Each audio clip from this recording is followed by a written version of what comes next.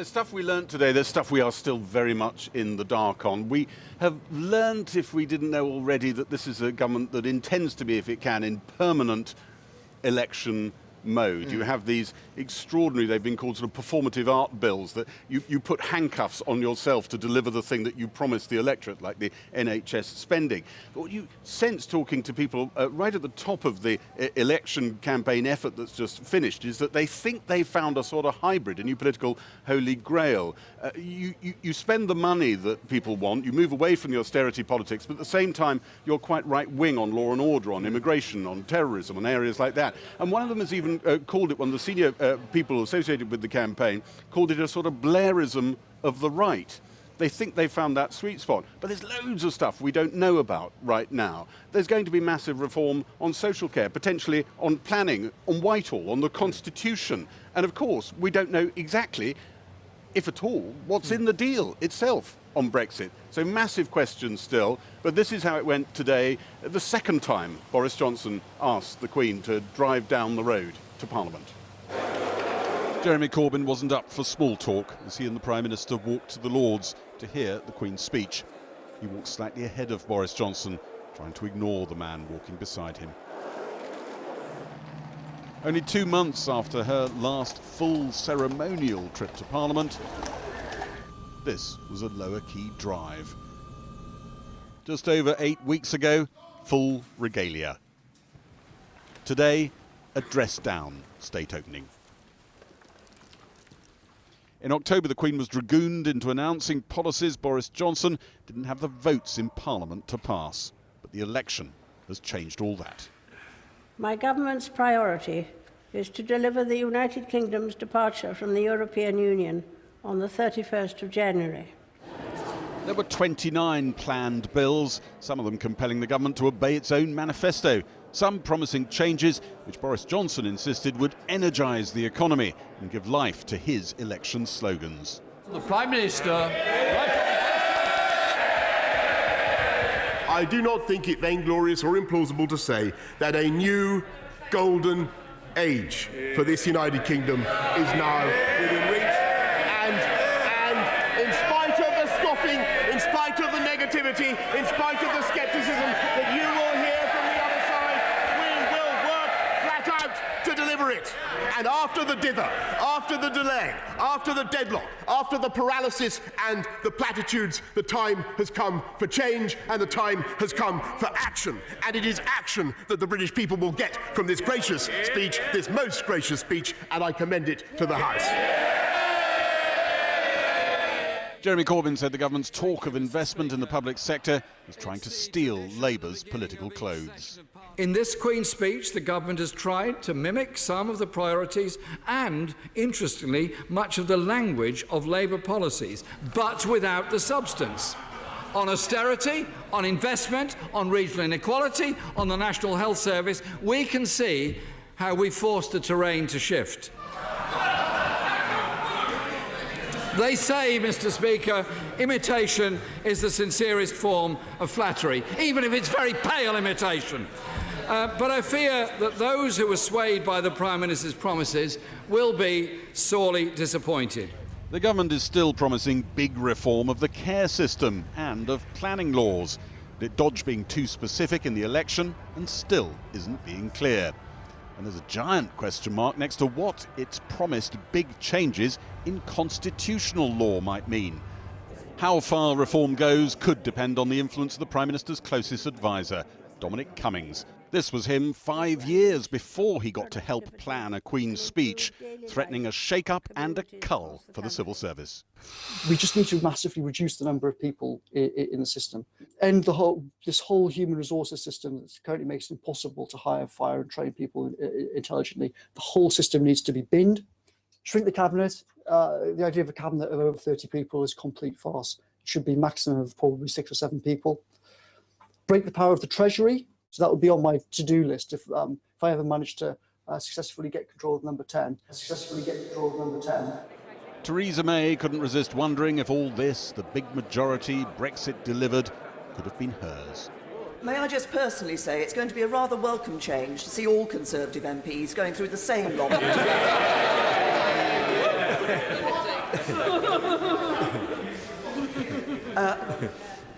I hope my right honourable friend will also forgive me if I just reflect that this was the result that was supposed to happen in 2017.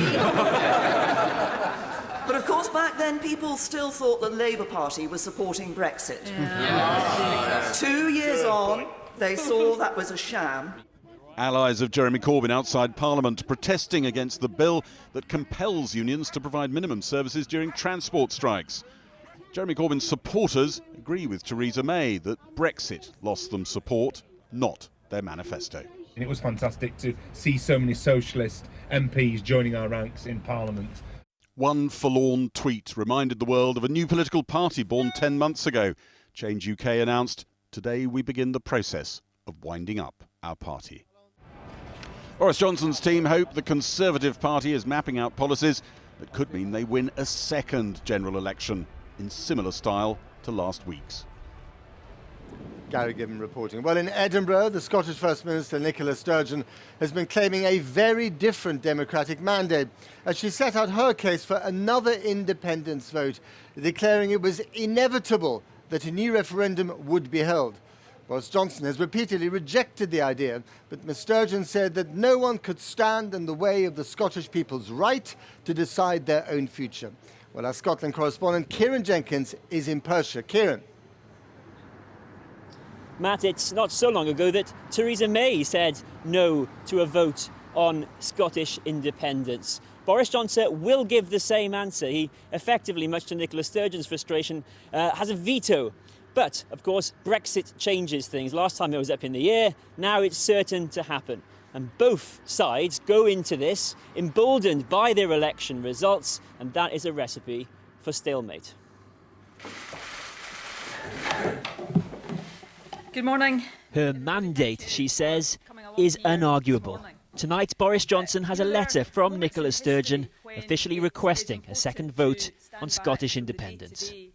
We are therefore today calling on the UK Government to negotiate and agree the transfer of power that would put beyond doubt the Scottish Parliament's right to legislate for a referendum on independence. The Scottish Government published what it called a detailed case that they fully expect Boris Johnson to reject. It is for the Prime Minister to set out why he does not believe people in Scotland have the right to self-determination. Nicola Sturgeon said she had other options, but wouldn't reveal them.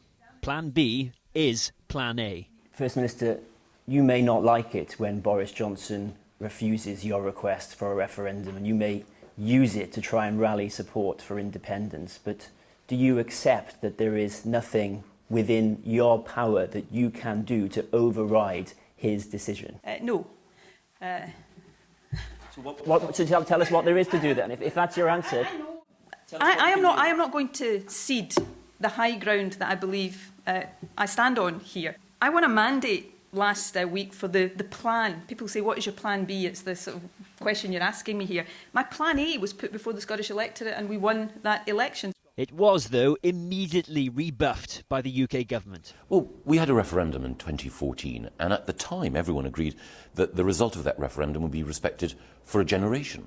Nicola Sturgeon and Alex Salmond signed the Edinburgh Agreement on the basis that this referendum would be held and we wouldn't have another one for a whole generation to come.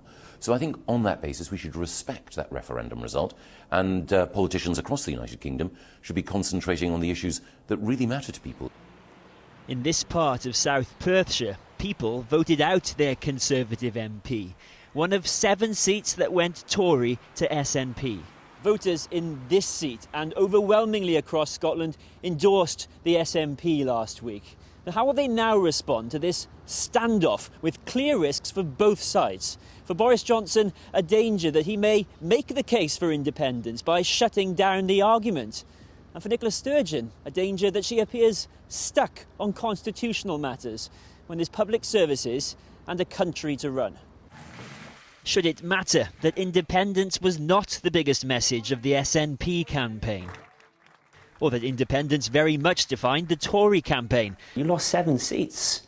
Is that not a rejection of your message, which was say no to a second independence referendum? Well, I think everyone would agree this is a very complicated election. I think higher than ever before was the proportion of undecideds going into this election. And if you look at the message that came across in the last couple of weeks from the SNP, they said they wanted to make it about Brexit. It was about sending Boris Johnson a message, and actually it wasn't about independence. You're not pretending, though, are you, that people don't know what the SNP stand for? Nicola Sturgeon's case is that you've had a number of elections in Scotland now, and the SNP has beaten the Scottish Conservatives in every single one of them. Well, no, we made enormous gains. If you look at the SNP vote share, it slid considerably, certainly in 2017. And yeah, I mean, look, I lost my seat, so I'm not going to say, I'm not going to pretend otherwise. That's what happened. But I'm not saying it was on this cause of an unarguable mandate for independence. Voters here in Crieff had all sorts on their mind. Was this more of a Brexit election than an independence election? Oh, Brexit, yeah, it's not independent for me. Boris Johnson. Boris Johnson? Yeah. So were you voting for Boris Johnson or against him? Against. Massively against. Yeah? What would you say it was, ultimately? I think in Scotland it was probably the referendum. Independence. I think that would be one of the core thoughts. Right, can I thank you all very much for coming and wish you all a very happy Christmas. So what next? Just a week after the election, there's deadlock. Nicola Sturgeon admits that not everyone who voted SNP supports independence, and in fact the polling hasn't shifted dramatically. But she believes Boris Johnson saying no over and over again just isn't sustainable. And that's going to be tested now, because everything indicates that that is exactly what Boris Johnson will do. So what will Nicola Sturgeon's next move be? Well, she's ruled out an unofficial Catalonia-style referendum. She says she has other options, but won't say what they are. And a lot will depend on what Boris Johnson does, because it was a bruising night for him here in this constituency and across Scotland. What will be his offer now to Scotland?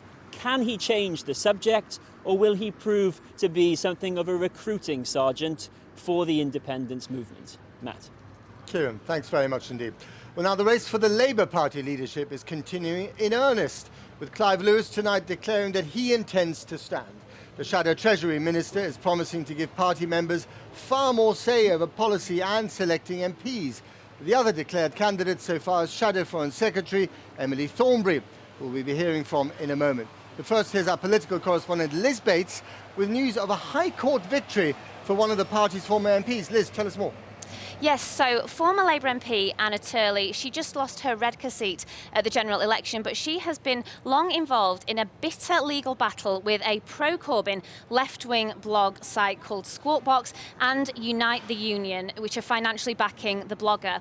Now, this is over a 2017 article that accused her of lying. She sued, and today the High Court agreed with her and awarded her £75,000 worth of damages. We also understand that she'll seek £1 million more in court costs and damages, and that of course will be paid for by Unite if awarded. She today welcomed that decision and said that the original article had been deeply damaging and hurtful. Unite say they're appealing the decision. Now, the reason that this is really significant at the moment is because it really gets to the heart of an internal power struggle that has been going on within the Labour Party for a long time. Unite the Union, and particularly its leader, Len McCluskey, had been very powerful during the leadership of Jeremy Corbyn, but many in the party would like to see that power greatly reduced, and they will see the Labour leadership contest as a moment when they could do that. More broadly, the Labour Party right now needs to reflect on the general election losses that they just incurred and to pull together. But if today shows us anything,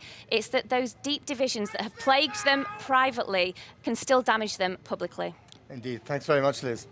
Well, earlier I spoke to the Shadow Foreign Secretary, Emily Thornberry. I began by asking her how the Labour Party can win back voters in the Midlands and the North East of England. What we need to do is we need to look at the social and the economic reasons why people voted for Brexit, why people feel left behind, why they have been overlooked, and what our alternative is and what our offer is. We need to be able to speak from our hearts and speak clearly and unequivocally, but also to be strategic and tactical, to say this is a problem, this is a big problem, and talk about why it's a problem, and then to say, and this is what Labour's solution is, so that people can trust us. All we want is the opportunity to serve, but we will only get that if people trust us. But what you're saying is makes sense, and it's very general, and it's not rocket science. No. And why didn't you say these things in the campaign? What happened? Well, I gave the advice that I did in the run-up to the campaign, and then obviously whilst I was of course available during the election campaign to do whatever media you the went party into a witness decided. protection programme, didn't you? They No, spirited you away. No, I mean, I worked in the marginals and I spoke to people in the marginal seats, and obviously it was a matter for the party who they used and who they didn't use on the media, and I'm a team player and I will do as instructed. Do you regret that? I've Should you have spoken out more? No, I have always been a team player, and I support the leadership, and that's what I've done. Do you think it's fair that while hundreds of staffers and MPs have lost their jobs and are basically in that building there packing up their boxes, don't have a paycheck before Christmas, the key staff around Jeremy Corbyn, Seamus Milne, Carrie Murphy, are still in their jobs, clinging on to power? Should they go? I think that it's very unfortunate that those who led the campaign don't seem to be under threat of redundancy, but because of the result of the campaign, there are other more junior people who are being made redundant, and indeed people in the leader's office and indeed the staff of members of the shadow cabinet are also being threatened with redundancy. If we're going to do our job properly as the shadow cabinet, it does seem to me to be perverse that we are expecting the key staff that we have to be made redundant when they look over to those who made the core decisions. And of course they were all working hard. Let's call a spade a spade. Should Seamus Milne be fired? I'm not naming names. What I'm talking about is the general principle. Jeremy Corbyn will leave at some stage. He's, I think, intimated in March. If he leaves, Corbynism is still here to stay, isn't it? Well, what Jeremy did, which is really important, was that he stopped us triangulating. He made us start talking about what it was that we believed in a straightforward way. And that's why he was so popular in 2017. Yeah. Now, I know you're about to jump in and say... But you're triangulating at the moment. You represent a completely different Labour Party to the Labour Party of Rebecca Long-Bailey. You're both vying for the same job. No. You're still triangulating because you haven't decided what the soul of the Labour Party actually is. No, I don't agree with you. I don't agree with you. I think the difference between 2017 and 2019 was a series of mistakes, and Jeremy lost authenticity because of that. He was let down as a result of the advice that he was being given. But the manifesto actually is a very uniting document. You won't get any candidate saying that they can pick out anything from that manifesto and say that they disagree with it. What you may get in terms of differences is my approach would be that whilst that manifesto was great and it had everything that we would want, we didn't prioritise and we didn't make clear what our 5 key things were. You know, what were the things we were going to do? What were the problems? You know, making sure that it was clear to people, this is a problem and we have a solution to it, and to be able to go out and sell that to the public, particularly given that all people were talking about, you know, fired up by the Prime Minister, was let's get Brexit done. The MP, Anna Turley, lost her seat, but she made some gains today. She got some money in a libel action against Squawk-Cooks, which is a pro-Corbynist website, blog site, and the Unite Union.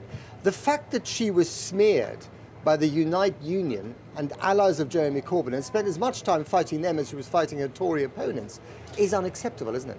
And it gets to the very heart of the problem. The trouble is, I don't know anything about it, so I can't help you with this. I'm really it's sorry. the Unite Union. Yeah, no, but I don't know what the argument was about. I mean, I know there was an argument going on, but I don't know what it was about. Well, let me ask you more generally. Is the Unite Union a problem for the Labour Party, and a problem for you especially? No, I mean, the Unite Union is my union. You know, I joined the Unite Union, the TNG, I joined just after the miners' strike, because I believe in collectivism. I believe that we should stick together. And will they root for you in the campaign? Probably not. Right. No, probably not. And is that a problem for you? Well, I mean, I'd rather they did, but, you know, I suspect they probably won't. Will you take them on? I mean, will you actually, you know, will you take them on? Will you take on Len McCluskey, Jeremy Corbyn's man? He seems to... Len and I have one of those relationships where we get on sometimes and we disagree. One thing we know about one another is that we will always be straight with each other. And when we disagree, we tell each other, and we tell each other to our faces, and that's cool by me. Emily Thornberry, thank you very much. Merry Christmas. Thank you, and to you.